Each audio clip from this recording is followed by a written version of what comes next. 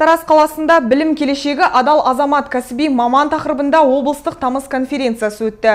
Жиында облыс әкімі Ербол Қарашөкеев сөзге шықты. Іс-шараға Қазақстан Республикасы парламенті мәжілісінің депутаты Гүлдара Нұрым, Қазақстан Республикасы оқу ағарту бірінші вице-министрі Майра Мелдебекова, құқық қорғау органдарының және басқарма басшылары, Тараз қаласы мен аудан әкімдерінің орынбасарлары және білім саласының қызметкерлері қатысты.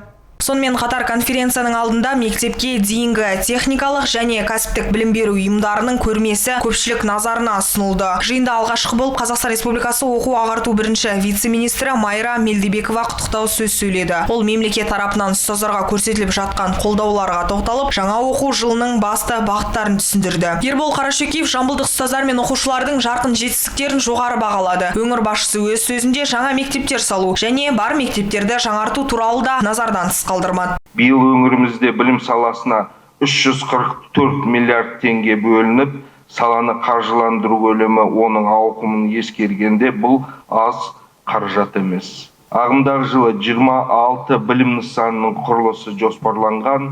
Жыл соңына дейін 10 мектеп пен 5 мектептің жоспарлас құрылысы аяқталады.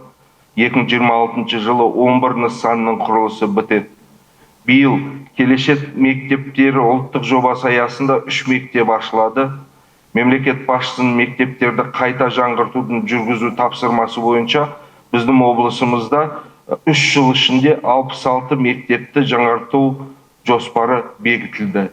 Сондай-ақ облыс әкімі ерекше қажеттіліктері бар балаларды қоғамға бейімдеу, мектеп оқушыларының бос уақытын тиімді ұйымдастыру, мектеп директорларының көшбасшылық әлеуетін арттыру және жұмысшы мамандарына қажетті кадрларды даярлау бағытында кешенді шараларды қабылдауды тапсырды. Іс-шара барысында білім саласының өзекті мәселелеріне қатысты баяндамалар тыңдалды. Жиын соңы білім саласындағы үздік ұстаздар мен мектептерді марапаттаумен қорытындыланды. Сабина Орынбек, Әлімжан Ақпаев, Шет-Шет Ньюс.